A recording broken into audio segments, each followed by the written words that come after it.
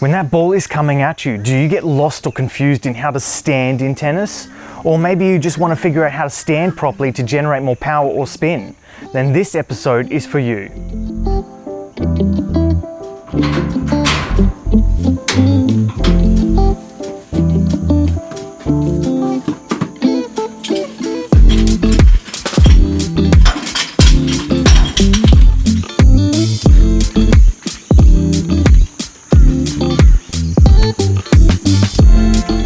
Welcome to a new video. It's really good to see you. I hope you're having a good morning, good day, good evening, whatever time of the day it is when you're watching this. I hope you're doing really well. I'm your friendly neighborhood coach Jose, and in this episode we're going to figure out how to stand properly in tennis and what are the best stances to learn in, or best stances a little bit more advanced to get more power or more spin. Let's go.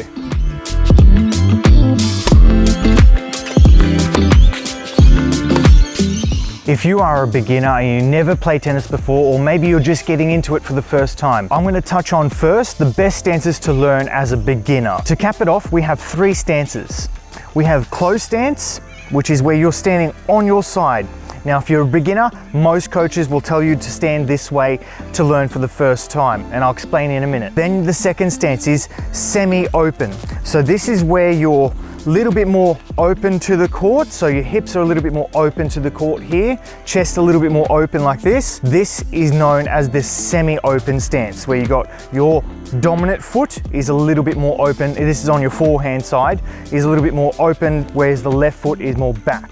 Okay, this for the forehand if you're righty. And lastly, we have the open stance. Now this one is a little bit more advanced, and I'll tell you why in a minute, but this one is where your hips and your legs or feet are facing more towards the net. They're not facing so much to the side anymore, they're facing to the net.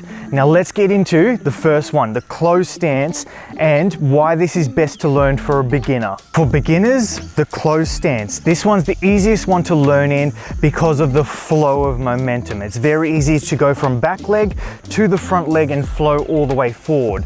This is the easiest way for beginners to learn. I find if they're a little bit more semi-open or full open, what happens is they'll swing across their body and the balls always go to the left for righties, left, lefties, right. This is why I stay side on and just work on getting through the ball, so driving through the ball to your target with your swing first, rather than swinging across your body. Now, yes, I understand that there's going to be some people out there in the comments that'll say, isn't tennis a rotational sport? Now, this is absolutely true. You do rotate when you hit, but don't over rotate. And this is what I find what happens with beginners when they're learning for the first time, is they'll do their swing and rotate all the way open. Even when they're in a side-on stance or closed stance, I'll find that they try and do that still. They'll try and do these big twisty turns. Don't do that, please. What we want to make sure that we do is we make sure that we drive straight through the ball to our target. And another thing I'll tell my beginners is even just to stop when they finish, to stop them from over rotating. Just catch the racket and stop there. You'll notice in one of my previous episodes in the forehand, I asked them to just stop there to finish the swing to help them drive through the ball. Now this is excellent when you're on the side-on stance. If you're a little bit more open, it just encourages more of that twist. So that was the closed stance. Now the semi-open stance, where we're not full open, but we semi. This is probably the next progression after side on. I mean, obviously, but let me explain. When you're side on, it's a lot easier to drive through the ball as a beginner rather than have this big rotation. But now that you're semi, it encourages you to turn a little bit more because you're already facing slightly more open. Now with this, you're just gonna have to control your core and your legs a little bit more to help you go through the ball. I did forget to mention that a con with the side-on stance is that you're closing off your hips, you're locking off your hips. So you have to make sure that when you do your swing, if you're going to do that properly as a little bit more of an advanced shot, you make sure that you come through with your hips forward at the end. Whereas with a more semi-open, all you have to do is just have that hip drive. So this one is a little bit more advanced to help you get a little bit more power and maybe a little bit more spin if you're getting underneath the ball properly. So this is probably one of the best ones to learn and develop your power in. Now, yes, for an absolute beginner, I would recommend just staying with the side-on stance. That is the number one best one to learn to help drive through the ball. But once you've learnt that, definitely move straight on to the semi-open. That way you can work on getting a little bit more power and spin and hopefully get that consistency up to keep that ball in. And lastly, we have the open stance. So we've got semi, and then we've got open stance forehand. Now this one is particularly used more on the wider shots. So when you're having to run out wide and stretch out to hit the ball, this is typically the one you would use. Pros and cons out of this stance particularly is, yes, you can develop a little bit more power. Not as much as I think the semi-open. I believe semi-open is probably the best one to learn and get power out of, because you can really use your hips properly. Where this one, you have to really make sure you get that proper rotation to get through the ball. You'll see with most of the professional players that they use the semi-open stance most of the time. They'll go between the semi-open and open stance, and sometimes even closed stance if that ball's coming straight at them. Some players prefer that. The open stance, you have to make sure you have really good load and rotation. So you'll notice that when I do my turn here, I turn my hips so I'm almost in a closed stance anyway.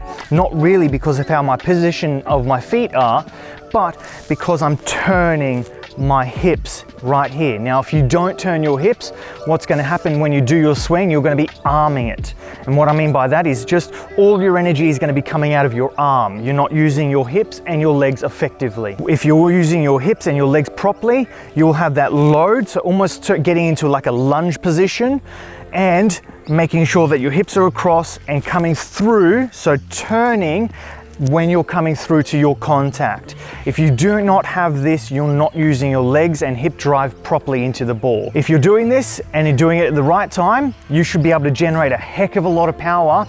And if you're using your wrist properly under and brushing up, a lot of spin as well. And those are the three stances in tennis, some of the pros and some of the cons with it. Remember, closed stance, probably the easiest to learn as a beginner because you're just driving through the ball, but not including a big rotation. And the semi-open stance is probably the best one to get more power and spin out of and learn, because you're turning your hips already and coming through. So you're open in both worlds. So you've got the best of both worlds by getting a little bit more side on still and driving through the ball and not encouraging too much rotation, well as the open stance. If you're not rotating your body to start with, what's going to happen? You're going to push at it and come across your body. You might find, if you're using the open stance, you might find that if you're not using your legs effectively or properly, that you're just pushing at the ball and coming across, and you find that maybe you're trying so hard to get power,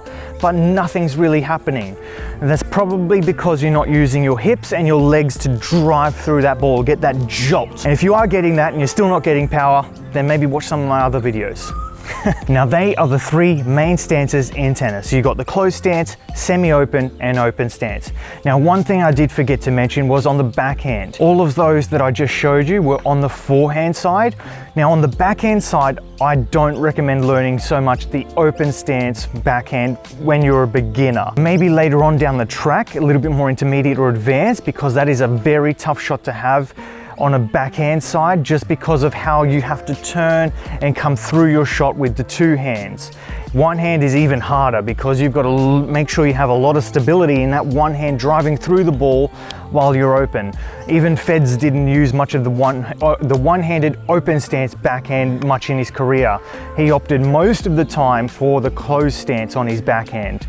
Now, don't get me wrong, he did use the open stance here and there, but not as much as someone like a Stan Wawrinka does. He used that quite often in his career compared to someone like Federer. I don't want to get caught up in something in the comments. I just want to make sure I make myself clear there. If you got something out of this episode, please consider liking and subscribing, and maybe send it to a friend who you think could use this advice. Until then, I'll catch you in the next episode. Thanks for tuning in.